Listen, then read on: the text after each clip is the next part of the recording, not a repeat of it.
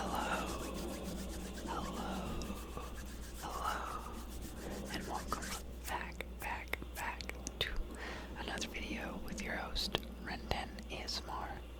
Tonight, we'll be going over my Divisional Round predictions for the upcoming weekend of football. We just got finished with our wildcard weekend recap, and just as a reminder, let me take you through the two different ESPN Pick'em brackets that I created prior to the start of this NFL playoff series. Now, these two brackets were nearly identical in the first round. One of them is titled the People's Bracket, and one is titled the Script. So, the People's Bracket is more so what I'm hoping happens, the good ending, you could say.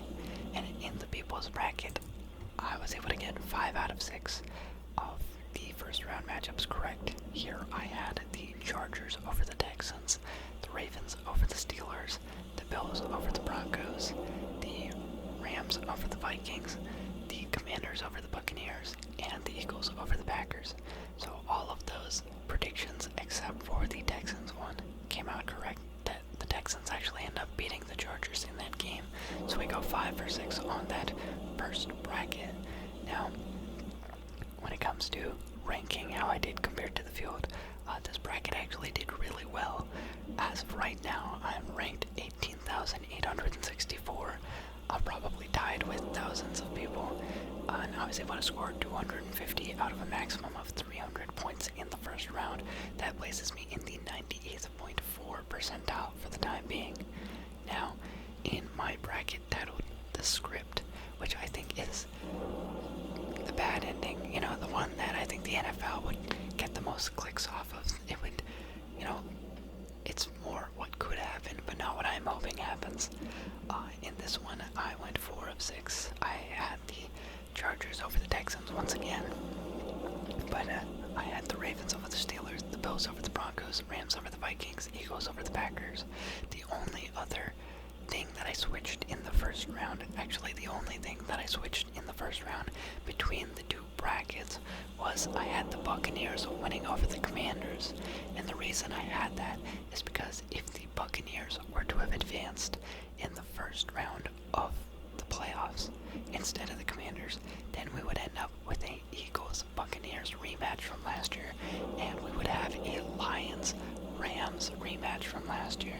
And I think if the NFL were truly scripted, that would be somewhat poetic, because you have the Eagles, who got humiliated in the wildcard round last year, getting to face toe-to-toe with Baker Mayfield again. And then you've got, obviously, the two guys who swapped teams. You've got Matthew Stafford versus the Lions, and you've got Jared Goff versus Sean McVay and the LA Rams. It's one of those where we saw it in week 1, we saw it last year. In my head, it made a lot of sense, but maybe this is evidence that the NFL is not scripted. So, we're holding out hope. Now, making my adjusted picks. Honestly, I don't have to adjust very much. Pretty much everything that I predicted in that first bracket, it all has been the same way, except for the fact that we have the Texans in the game with the Chiefs. So, our first game on Saturday, it's going to be the Texans' favorite spot to play in, the only spot they ever play in, 1:30 p.m. if you're on the West Coast, 3:30 p.m. if you're in Texas, I believe, 4:30 Eastern. We've got the Chiefs and the Texans. I want to start off by saying I was impressed by the Texans' performance last week. They came out swinging a lot. Okay, they didn't even come out swinging. They did a lot better in that game than I expected them to do.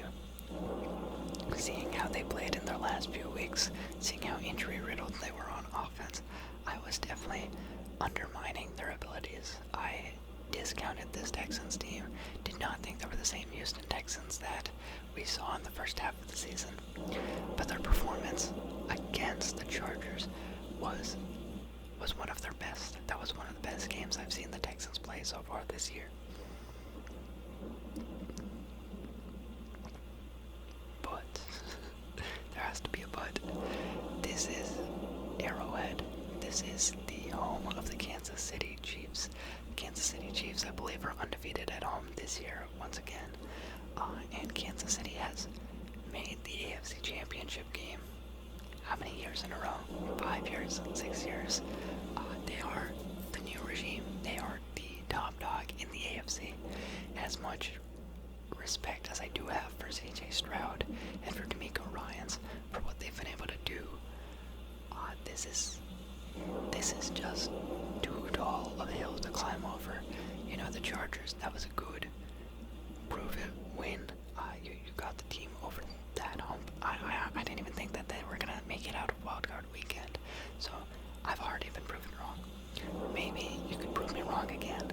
But I just think that, like, of the teams in the AFC, if there's one to take Kansas City out of it, it is not the Texans. I mean, we saw this game play out a couple weeks ago. I want to say it was this Saturday before the Christmas games, and it was somewhat close at times, but even then it wasn't a pretty game. I'm unsurprisingly going to go with the Chiefs. I feel like the Chiefs, they've won so many games this year. Only dropped 2 games. One was against the Broncos when they were resting their starters. The only other game that they actually lost this year was against the Buffalo Bills. And I don't think that the Texans have the tools to do it. I don't think that they're not even at full strength. I think you have to be at full strength, playing your best football to take down a team like the Chiefs. And I just don't think the Texans have what it takes. So yeah, with my first prediction, I've got the Chiefs taking down the Texans on Saturday afternoon. Now, with that, we move into our second game of the divisional round. This is going to be the number 1 seeded Detroit Lions hosting the 6th seeded Washington Commanders. I think this should be a very fun matchup. I've seen people talk about how there's going to be absolutely zero punting in this game, and it will be quite fun to see that. You know, Dan Quinn, there's so many games where the Commanders have just not punted this year, either because the offense is great or because they just go for it on 4th down. And everyone knows that Dan Campbell is like the 4th down guy. He is constantly going for it on 4th down. He does not like to punt either. So this should be a very fun offensive game, with both guys taking extreme risks, going for lots of 4th and 3, 4th and 4, 4th and 2, maybe even 4th and 5 and further, though that is a little more risky. And yeah, I'm excited. Now, where do I think these teams are going? I can't imagine the Lions' ride ends like this. You know, they battled this entire season through all those injuries on the defensive side of the ball. They got a franchise record in the number of wins in a season. They come out, play against the San Francisco 49ers team that they didn't really even have to get the win there, beat the Vikings to secure the 1 seed, and then they get their first round bye. They are probably the healthiest they've been in a minute. They're coming off a fresh week. They're playing at home. I don't personally see the Lions losing this game. I think that if they're going to lose, it's going to be in the very final seconds of the NFC Championship game, or it's going to be in the Super Bowl itself. To come this far and fizzle out as the 1 seed at home in the divisional round would be a major disappointment, and I think the entire city is not going to allow that to happen. Now, this is a very competent Commanders team on the other half of things. You've got Jaden Daniels, the entire offense there, McLaurin, even the defense last week, doing their job, getting turnovers at the right times.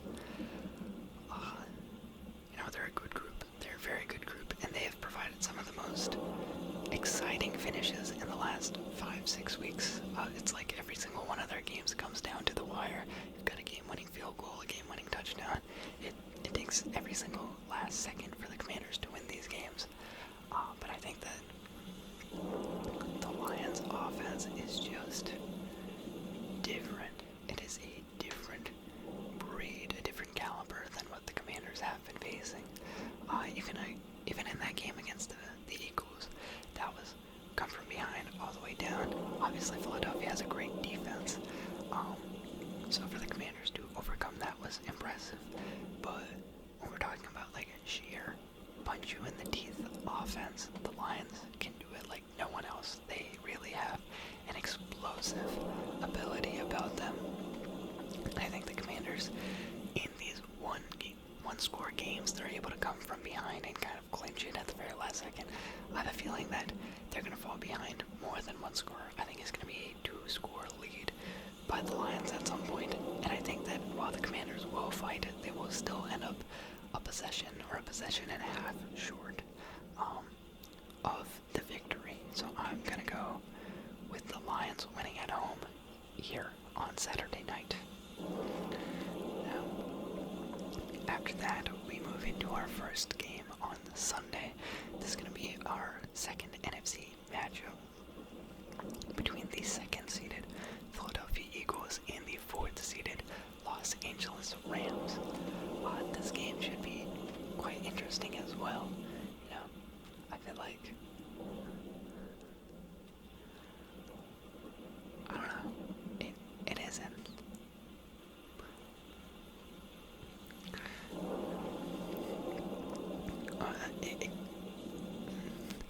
Okay, let's talk about those teams.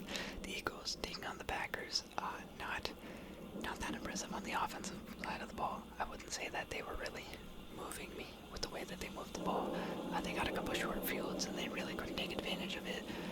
I think offensively they were okay. They've had better days. It reminded me more of their like early season wins.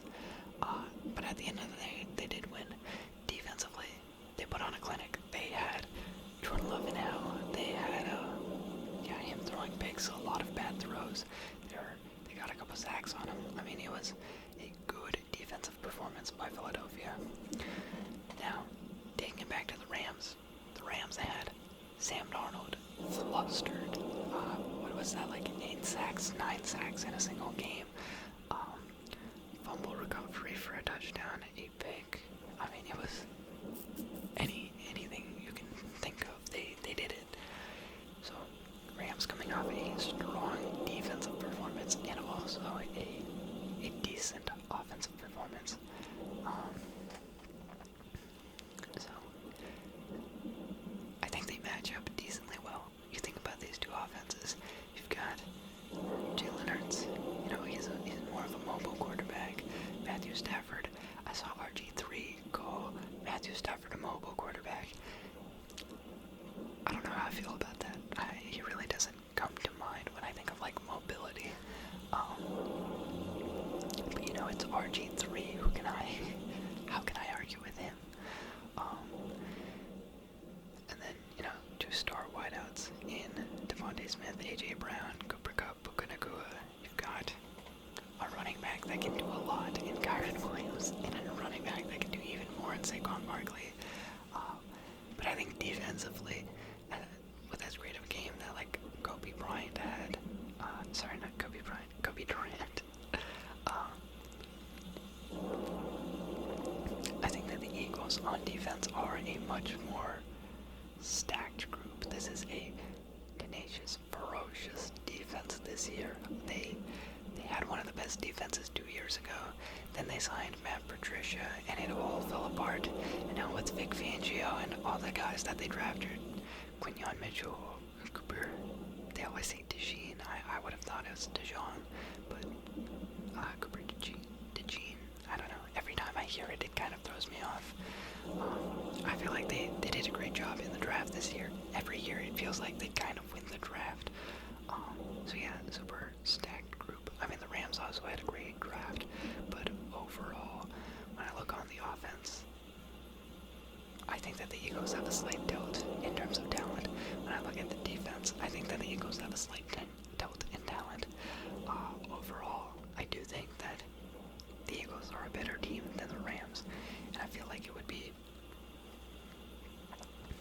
pretty uncharacteristic of them to just fizzle out here, just like the Lions. You know, they've won so many games this year, so many in a row. They're pretty much in the running for the 1 seed until Jalen Hurts got hurt and Kenny Pickett took over, so they dropped that game to the Commanders. But aside from that game, like, they're running at the top of the NFC like everyone else, and I do think that they are more legit. I think that when we talk about a team that both sides of the ball. I do think of them. I think with Saquon Barkley, they can run the ball really well. I know this year we haven't seen Jalen Hurts throw it at the highest of levels. But if you remember what Jalen Hurts was playing like 2 years ago, and you know who Jalen Hurts is, he can run the ball, he can throw the ball. They do still have a phenomenal wide receiver trio in Jahan Dotson, Devontae Smith, A.J. Brown, and Dallas Goedert is not half bad either. So, I think there's just too much talent on this Philadelphia team. They're going to be hosting another game at home. The Rams, unfortunately, they've been traveling, even though they hosted their game last week. They were in Arizona. Now they're going to have to go on the road for real. So, kind of an unfortunate situation. I mean, obviously the whole situation is very unfortunate with the fires in LA. But for the Rams, as far as like seeding goes, even though they were hosting a home playoff game, they actually weren't hosting it. And now they have to go on the road across the country to play another game.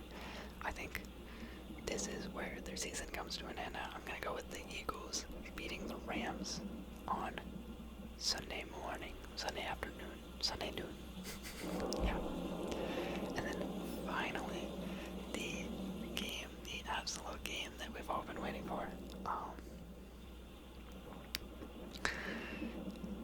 The second-seeded Buffalo Bills taking on the third-seeded Baltimore Ravens for a shot at the AFC Championship game.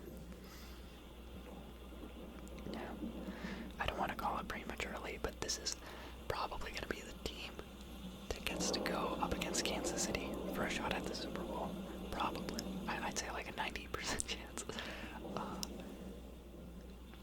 And it should be a very fun game, you know.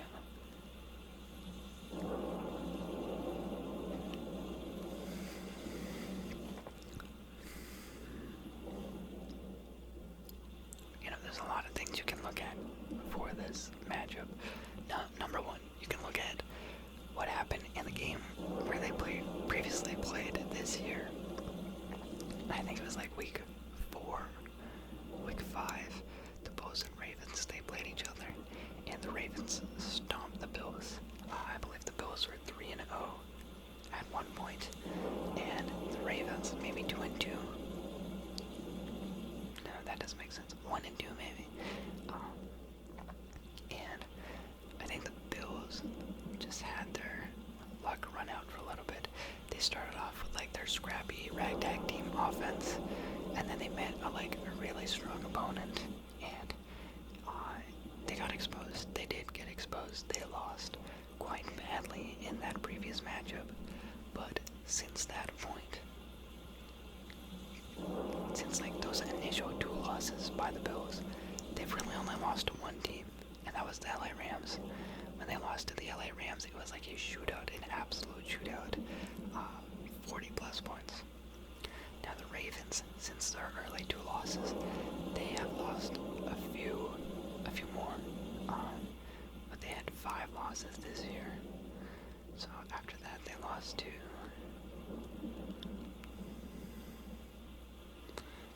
the Steelers once, the Browns once, and the Eagles once.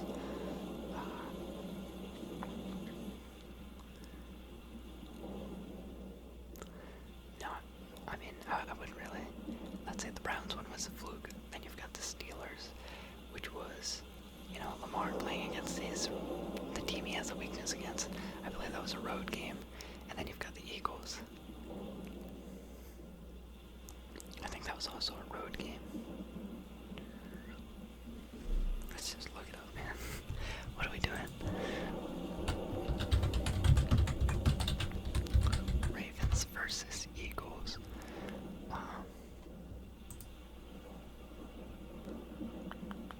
Oh, that was a home game.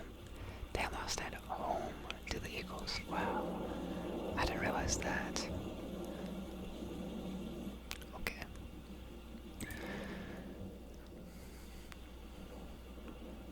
Well, let's see. NFL standings.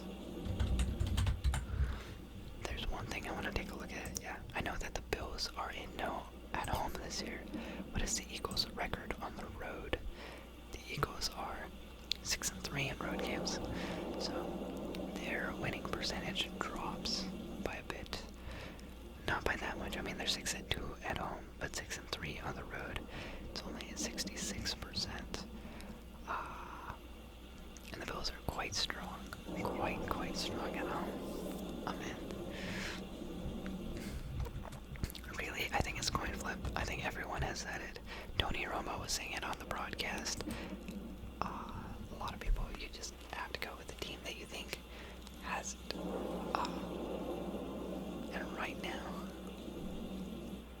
it's certainly hard to say. You know, the Bills, they have had such a good season, despite not seeming that impressive on paper. Like, I don't look at the roster and I don't think it's that impressive. But they've been balling. They've had, I think, the most games with 30-plus points. They've had the most games blown out. Oh, maybe not the most games with 30-plus, but they had, like, some streak of, like, most games with 30. Then they had, like, the most teams blown out by 20-plus. Then the Ravens, on the other hand, you've just got Derrick Henry and Lamar Jackson, and that's such a killer combo. And it's tough. It is very tough to say.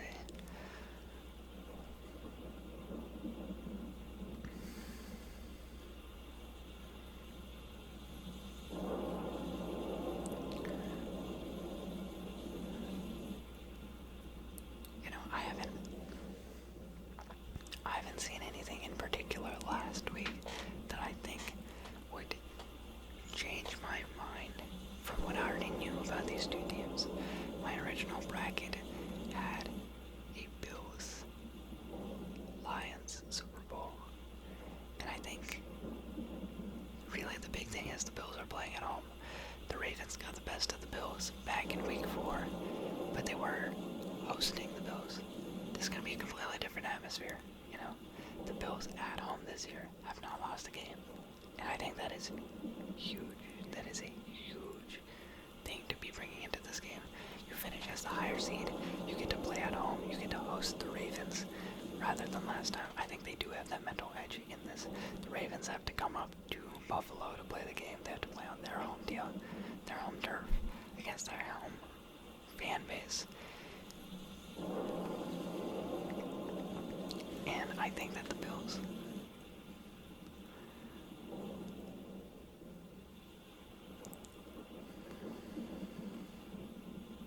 I don't know. This is a very bad analysis. This is very poor rationale. But I'm running with the Bills on this one. It's literally just a prediction. I really can't offer you any solid advice. Like, there's a lot of good things going for Baltimore right now since moving Kyle Hamilton to, what was it, safety? Kyle Hamilton to they moved Kyle Hamilton somewhere in the secondary, and since then the Ravens defense has been really good. And Baltimore on paper is really good offensively. They had 6 yards per play. They averaged 5.5 a rush, or 6 yards per rush. They're insane. They're insane in every way. But I think the problem with Baltimore is they're literally insane every year. Every single year they come out and we look at this team and it's they are so good. How could they possibly not win? And they just can't ever do it. And I think Buffalo is kind of similar to Kansas City in the way where you look at them and it's not even that they're stacked. I think in previous years the Chiefs have been stacked. They've been crazy good. I think this year they're kind of they just execute. They execute and they know how to win. I think the Bills this year, more than talent, they've shown poise. They've been poised in these big moments. They did drop a couple games, a couple big ones to the Ravens and to the Rams. But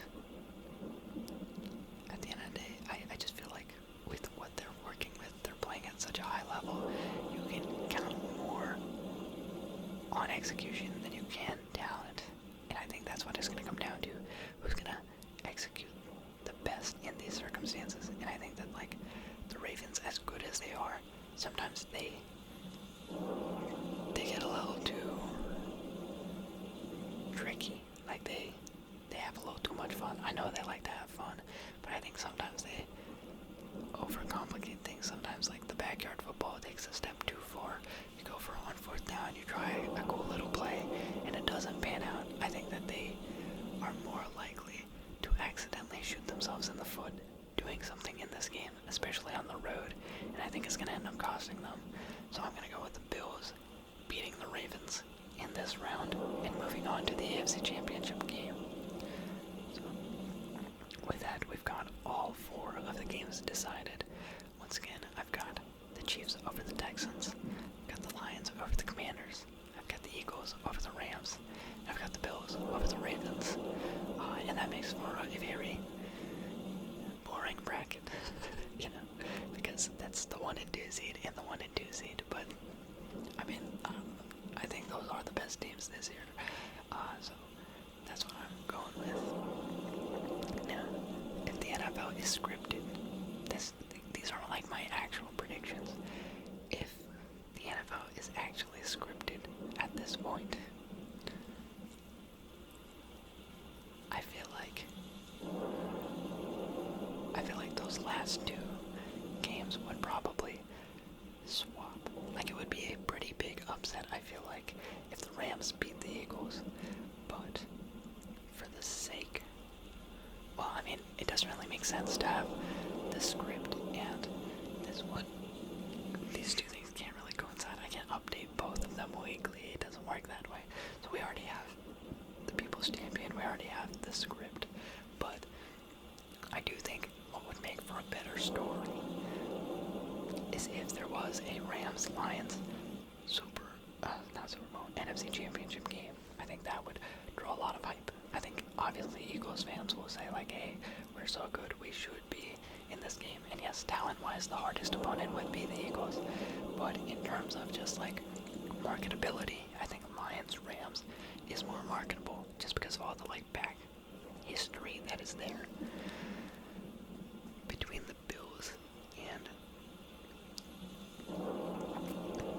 the Ravens. I do think that the Ravens are slightly more marketable, as, I mean, really it's pretty even, because every year you've had Buffalo lose to the Chiefs, and every year you've had the Ravens lose to the Chiefs, so it's the same story. It's like, one is better. I think that the Bills are slightly better in the regular season against the Chiefs than the Ravens are, but you also do have that week 1 loss by the Ravens this year. And on the flip side, you've got the Bills beating the Chiefs. So I'm trying to think, like, what would be a better story if I'm an NFL, script writer?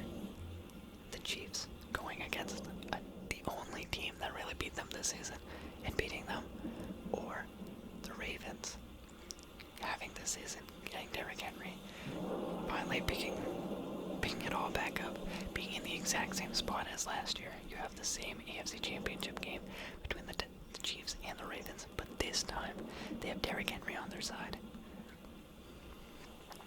Like, what is better? What would you rather have? I don't know. It's really hard to say. I think, like, with the AFC, as long as the Texans don't win, it's all the same. Like, if the Texans win, I would not mind. I certainly would not mind at all. But I think the NFL would be like, oh, we have a problem. Houston, we have a problem. So yeah, that'd be interesting. And yeah, at this point I'm just yapping about nothing. So